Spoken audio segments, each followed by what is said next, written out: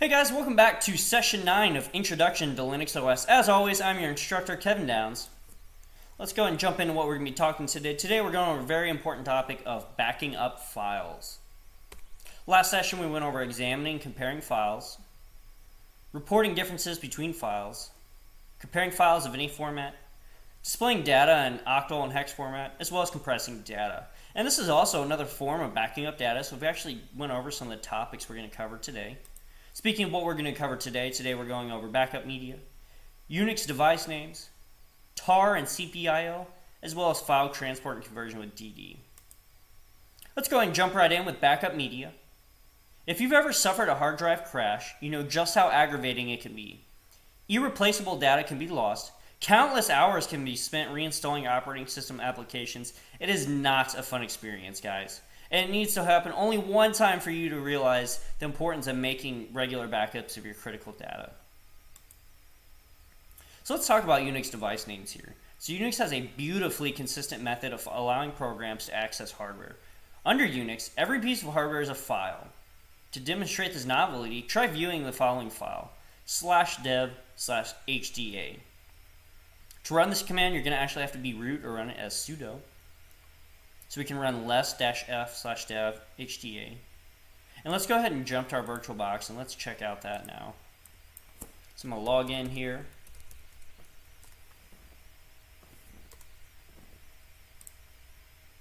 Let me clear my screen.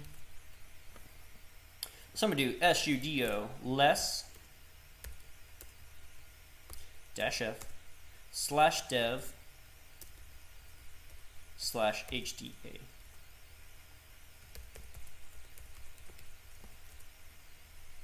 No such file. Actually, let me see what drives I have on here. Okay, so I have SDA. Let's do that. SDA. There we go. Okay, guys, and what you see here is a bunch of jargon and stuff we can't actually read. So what's actually happening here? Let me jump back to our PowerPoint. What's actually happening here is you're reading directly from the first physical hard disk of your machine. Okay. Dev/dev/HDA is known as a device file, and all of them are stored under the dev directory. Okay, guys. You'll notice in our VirtualBox, let me clear the screen here.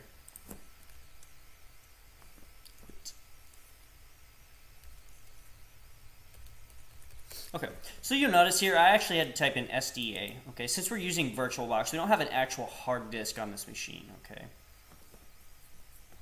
So what we actually had to do is SDA. Okay. So we have our first disk here, and it's labeled by A. If I were to add another disk, it would be SDB, a third disk would be SDC, and so on. Okay. On this first disk here, we actually see the different partitions underneath of it, SDA1, SDA2, and SDA5. Okay. But don't worry about that for right now. Just realize that SDA is pretty similar to HDA. Let's head back to our PowerPoint. So let's go over the tar and cpio commands. So we actually checked out the tar command in our last session. So tar is short for tape archiver, and tar is the most popular Linux backup tool. It's one that's most commonly used. It functions as both a command and standalone utility that responds to a plethora of commands. Tar's claims to fame lies in its ability to perform a wide variety of backup operations. With tar, you can execute full backups of servers and desktops or backup data to multiple devices. You can also perform network backups using command line tools such as netcat, NC, and SSH. And we went over the different flags and format for that in our last session. So let's go ahead and look at cpio here. cpio is short for copy input to output. cpio is one of the most versatile utilities in the Linux backup toolbox. The flexibility of cpio gives it numerous advantages over other utilities. Unlike dump, it backs up entire file systems as well as individual files. You can back up with the tar to a single medium, but cpio can simultaneously back up data to multiple destinations. Okay, so this gives it a lot more versatility than tar. However, with that power comes greater complexity. cpio has a much steeper learning curve due to its extensive command options. Okay, so as we saw in the last session, guys, gzip was probably the easiest way to back something up, and tar was a little bit more complicated. Well, cpio comes with even more options and complexity. Okay, so we're going to only briefly touch about how to use this. So just like tar, cpio has some flags on it that are commonly used. So go ahead and get your pen and paper out, or pencil and paper out, and I want you to write these down. So just like tar, cpio also has a -v option, which stands for verbose. It has a -o option, which is create. A -i option for extract. And that's really going to be the main ones for cpio. Let's go ahead and go to our VirtualBox here. I'm going to give you a quick demo of how the syntax works. So if I wanted to create a cpio backup, what I could do is I could do cpio-iv. So I for create, V for verbose, and I would have to redirect archive to that command. So I would have an archive file here. I want to make a backup of that. So I have to redirect everything from archive to cpio. Okay. I'm not going to do it because I don't have an archive file. I can try it on. Let's see. Let's see what files I got. I have diff2. Let's try diff2. Let's see if that'll work. cpio-i for create and V for verbose. Redirect diff2 to cpio. So let's see. Yeah. So the formatting isn't correct on there. But that is how you would run that command on there. If I wanted to extract,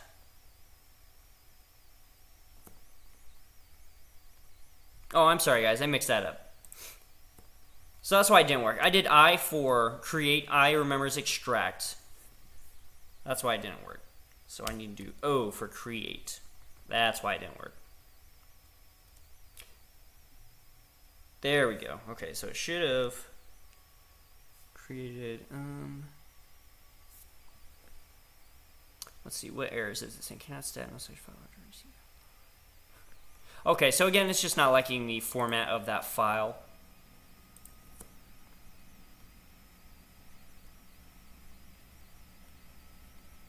Okay.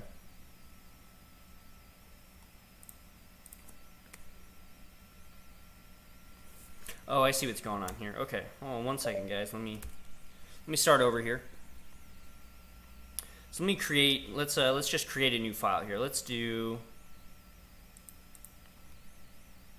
like a ls command, and we're going to pipe that into cpio.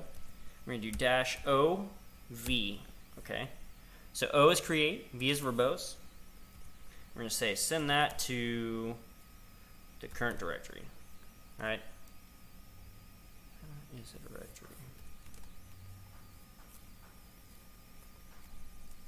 Okay, let's do. All right, let's just do /temp/object.cpio. There we go. Okay.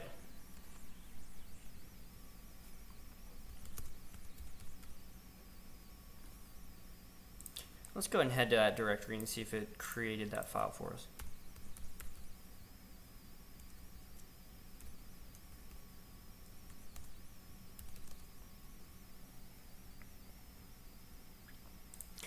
Alright guys, so I went ahead and created that file, and then I went to the temp directory, and you can see there that object cpio file was created there.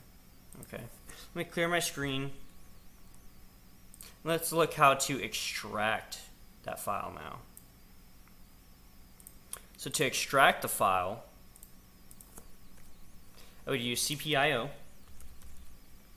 -i for extract, V for verbose,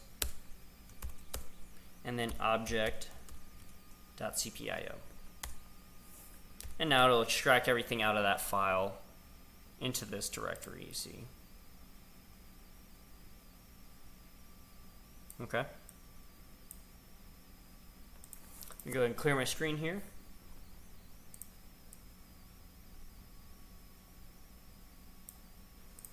Alright, so as you can see guys, the cpio command is a little bit more complex. I just want to show you how that was used. I would stick with tar for right now until you get a little bit more familiar with the system. Let's go ahead and look at our next form of backup here, which is DD.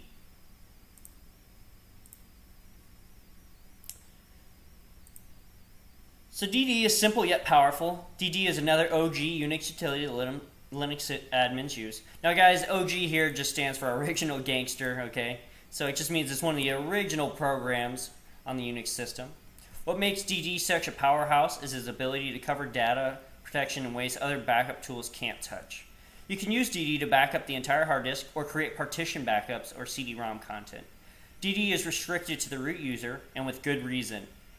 If you're not careful, one wrong move with this potent command line tool could result in a permanent loss of data. Okay, guys? So admins actually often joke that DD stands for disk destroyer, okay? Because it really can mess up your data if you don't know what you're doing with it. So again, I would not mess with this command just now. I just want to show you kind of how it's used and what it's used for.